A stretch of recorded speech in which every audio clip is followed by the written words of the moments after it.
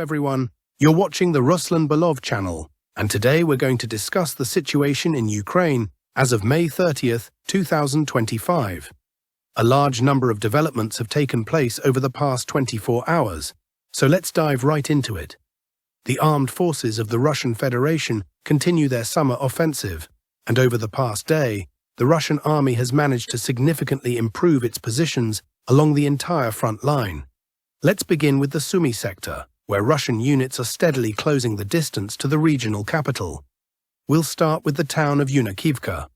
According to various sources, pro-Russian, neutral, and even pro-Ukrainian, Russian forces managed to advance in the northern part of the town, taking control of several residential and industrial buildings. However, there is currently no visual confirmation to verify this information.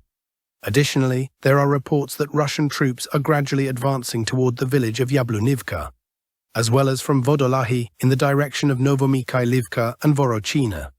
Again, this information lacks visual confirmation and is primarily disseminated by pro-Russian and neutral mappers. At the same time, several highly reliable sources report that the village of Alexeyevka has come fully under the control of Russian forces. As of the evening of May 30th, 2025, we have some objective footage showing airstrikes and artillery bombardments targeting Ukrainian positions around this village. We might receive an official report from the Russian Ministry of Defense tomorrow. Russian forces are also advancing from the direction of the village of Huevo. Reports have emerged of troops reaching the state border between Russia and Ukraine. Some sources also claim that fighting has begun for the forested areas located west of the Russian border. This is the area we're currently discussing. From this sector, a short video has surfaced showing heavy Russian artillery strikes and Ukrainian units attempting to evacuate wounded personnel from the border area. In the footage, we can also see another vehicle being destroyed. This incident took place at this location, and it's becoming evident that fighting is gradually approaching the forest belt in question. This is a large forested area situated between the city of Sumy and the Russian border. It appears that active combat operations in this forest may begin soon. It's also possible that Russian forces will attempt to bypass the forest, either from the west or the southeast. Next, we move to the town of Mirailia.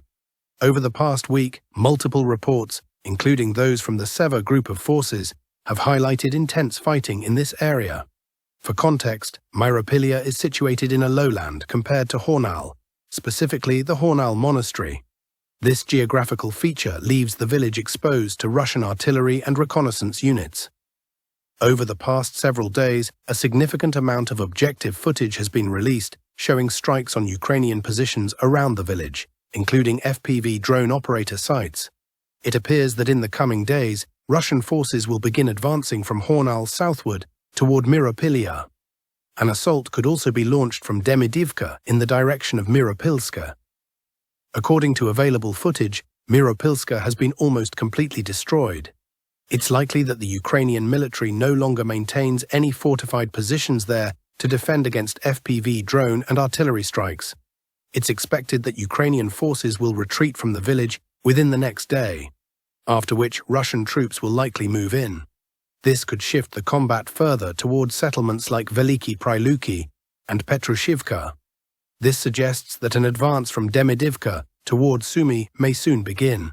Let's now shift to the Kharkiv direction, where the main battles are centered around the town of Vauvchansk. Today, several cartographers updated their maps with new details. According to multiple analysts, Russian forces have taken control of nearly the entire northern part of Vauvchansk. Some pro-Russian sources have claimed for a while now that the northern part of the town is firmly under Russian control. However, it seems that some Ukrainian units are still present in northern Vauvchansk, occasionally sending reinforcements from the southern side of the town. Since northern Vauvchansk has been almost completely destroyed, holding positions there is extremely difficult.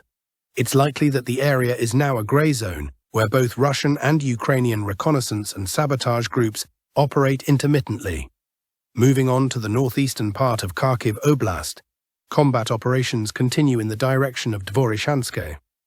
Over the past few days, there have been frequent updates from the area around Stroyevka. Yesterday, Russian sources published this footage showing how Russian forces advanced toward this small village. In the video, we can see the final moments of the assault and a Russian soldier raising a flag over a building. Based on that footage, conclusions were already being drawn yesterday. Today, Russian troops continue their push toward Vauvchansk.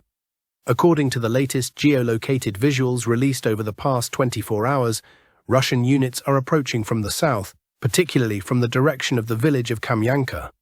Simultaneously, another axis of advance is coming from the state border itself. Currently, Ukrainian forces have concentrated a large number of troops in this pocket. Equipment and artillery have been brought in, and now the sky over this sector is filled with drones. Much of the Ukrainian equipment is being systematically destroyed. So there is progress here, although perhaps Russian units aren't advancing as rapidly as, say, in the Kleshchevka direction. This axis has very different objectives compared to the Constantinovka or Pavlovka sectors. Moving slightly south, we arrive at what is likely the most interesting part of the front right now, the town of Kupyansk. Today, a large amount of information is emerging from this area, and it's worth paying close attention. According to the latest official briefing from the Russian Ministry of Defense, the West group of forces successfully cleared and fully secured the village of Kondrashovka in the Kharkiv region. That refers to this village here. As a reminder, by the end of May 2019-25, the map in this sector looked like this. By the evening of May 30th, adjustments were made based on the Ministry of Defense report. No geolocated confirmations have been published yet. This direction is of particular interest. About a week ago, the Russian Ministry of Defense reported the capture of the village of Radkivka. That triggered a wave of debate among military analysts. Some sources claimed Russian troops were not inside the village, while others insisted they were. Even after the MOD declared Radkivka cleared, we never received any visual confirmation, no footage of boots on the ground. Today, however, they announced the clearing of Kondrashovka. But as of the evening of May 30th, there's still no visual confirmation. Still, that's not the most significant update. What matters more is that this is a key staging area north of Kupyansk. Today, several pro-Russian analysts, claiming to have contacts on the ground, are reporting that Russian forces have broken through Ukrainian lines north of Kupyansk and reached a gas facility located within the town's urban area. In other words, as of May 30th, 2025, Russian troops have entered Kupyansk from the north. This marks the beginning of the battle for the town itself, aiming to clear it entirely and force Ukrainian forces to retreat. At this stage, the goal might simply be to engage Ukrainian troops in close-quarters combat and tie up their resources, while Russian units push further west toward the railway line and nearby settlements like Palomarovka, Velika Shapkivka, and Mala Shapkivka, all located west of Kondrashovka. We'll keep monitoring the situation here, but it's worth noting that starting from May 1st, 2025, Russian airstrikes have been consistently targeting the northern part of Kupyansk. This foothold has been under preparation for a while. Virtually every square meter, every building, has been hit by drones, artillery, or air-dropped bombs. Strikes have been especially concentrated opposite Radkivka and Kondrashovka, suggesting a long-planned assault. And now it appears the actual battle for Kupyansk may have already begun. We'll continue to watch developments closely, but overall, these are worrying signs for the Ukrainian military. Now let's move south toward the southern Kupyansk axis, also known as the Lyman sector, where Russian forces are pushing further west. Just recently, the Russian Ministry of Defense reported the complete clearing of the village of Rydkodub. These geolocated images were released, showing a Russian soldier standing on the western outskirts of Rydkodub, raising a Russian flag. Based on this footage, we have fully marked the settlement as under Russian control. There is no longer any doubt, Rydkodub is in Russian hands. Moreover, as of May 30th, additional reports suggest continued Russian advances westward, northwestward, and southwestward. According to various map analysts, Russian forces are closing in on the village of Hlushenkova. They are also reducing the distance to the Nitrius River and the settlement of Kharkivka. If we're talking about the Nitrius River and Kharkivka, then it's quite possible that these areas will fall under Russian control within the next 48 hours. Footage from this sector shows strikes being carried out with RBK 500 cluster munitions along the riverbanks and nearby reservoirs. This appears to be preparation for upcoming assault operations. It's possible that, even as we speak, Russian assault units are already entering the Nitrius River zone and moving toward Kharkivka. Once Russian forces reach the Nitrius line, they are likely to pivot south and follow the riverbanks toward the settlement of Shandryholov. In the near future, we also expect a push toward Zelenaya Dolina, followed by a full-scale assault on Lyman and surrounding villages. We're already seeing that Zelenaya Dolina is partially encircled by Russian forces. There's a northern pincer movement coming from the direction of Lipova, and from the village of Kolodyazy, Russian troops are trying to flank the area from the south and southwest. Ukrainian forces will likely have to pull back from Zelenaya Dolina toward Shandryholov or risk encirclement. In short, the southern Kupyansk direction is seeing extremely intense combat. Russian forces appear to be entering the final phase of the battle for southern Kupyansk, specifically the town of Lyman. As a reminder, this will be the third major battle for Lyman since the beginning of the special military operation. Now we move to the Constantinovka sector.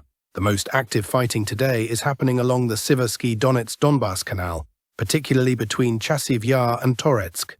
This section of the map is currently experiencing the most geolocation activity and visual updates. This is how the map looks by the end of May 30th, 2025. Just yesterday, much of this area was believed to be under Ukrainian control, in the grey zone, or contested. Today, new map updates confirm that Russian forces are making tangible gains. The most important development is that Russian forces have entered a key company-level stronghold located along Route 05-19, which runs from Druzhkivka northward toward northern Dilyevka. Intense fighting is currently taking place for control over this stronghold.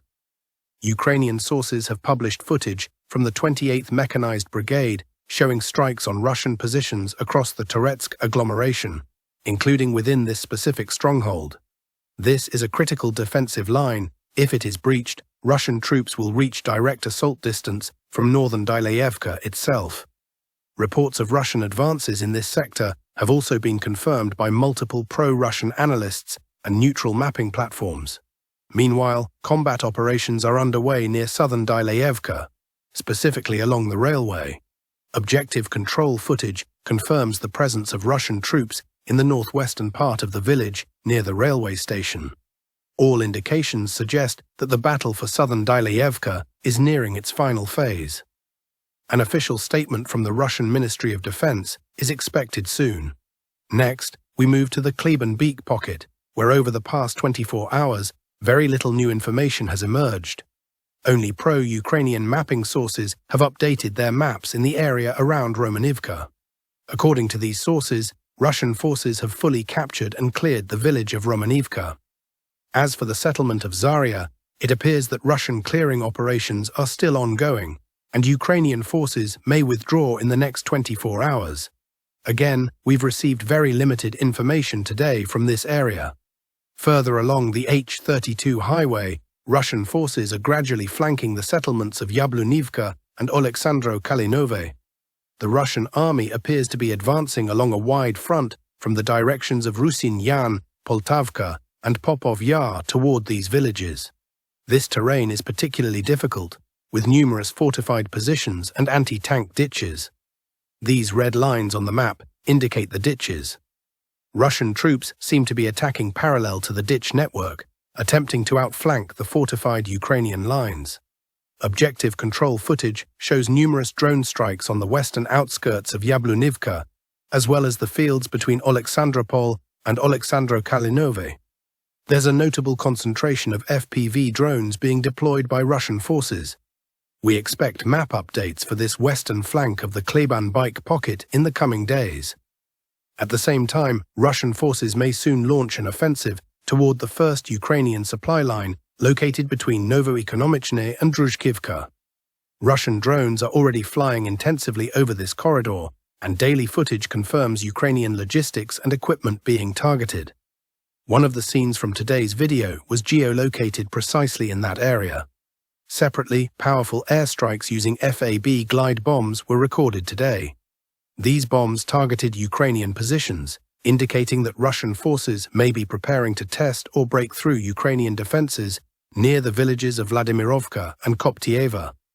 there's a high chance that an assault could begin soon in this sector, aiming to push into Vladimirovka, Kharkiv, Novotoretsk, and Boykovka. If Russian troops break through here, it could mark the beginning of a semi-encirclement, or even full encirclement, of Toretsk and the surrounding agglomeration. The intensity of air and artillery strikes suggests that Russia is either softening the area before a push or hitting Ukrainian reserves, trying to reinforce the line. Now moving on to the Dnipro, Novopavlivka, and southern Donetsk directions, we start with the small village of Troitskoye. Russian sources have published footage showing the battle for this village, located on the border of Dnipropetrovsk Oblast.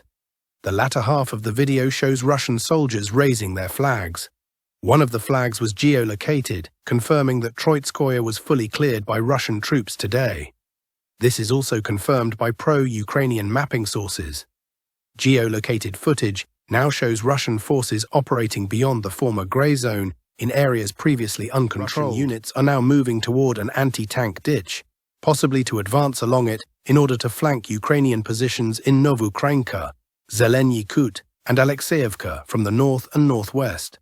Meanwhile, other Russian forces continue attacks on Zelenyi Kut, Novukrainka, and Alexeyevka from the south.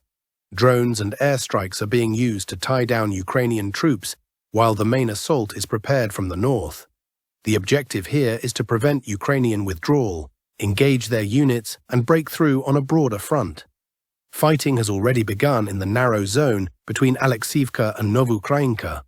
We now shift our focus to Komar, where Russian troops have reportedly begun storming the village itself. Important footage has emerged from the nearby village of Veseloye, where Russian soldiers are shown raising a flag on the northern outskirts. This footage confirms that Veseloye is now fully under Russian control, a change from earlier assessments that labeled it contested or under Ukrainian control. Russian forces are advancing toward Komar from the south, southeast, east, and northeast. Strikes are being carried out on all three axes. The village of Komar is now under heavy artillery preparation, with structures being systematically destroyed. Footage shows a large FAB 3000 strike completely leveling a two-story building. Fighting is expected to begin inside Komar itself very soon. The speed of the Russian assault will be critical. If they take Komar quickly, the path beyond is far less fortified. There are anti-tank obstacles and barbed wire, but no major defensive lines like those around Alexeyevka. Finally, we head to the Julipole sector, where heavy battles continue for the village of Novopil. Russian forces cleared Zelenoye Pole a few days ago, but Ukrainians are still holding Novopil. The settlement is being stormed from the north, east, and south, and while Ukrainian forces are resisting, it's likely they will have to withdraw in the next 2 to 3 days. And that's all for now, friends. Thank you for watching. Don't forget to subscribe to the channel, hit the like button, and take care.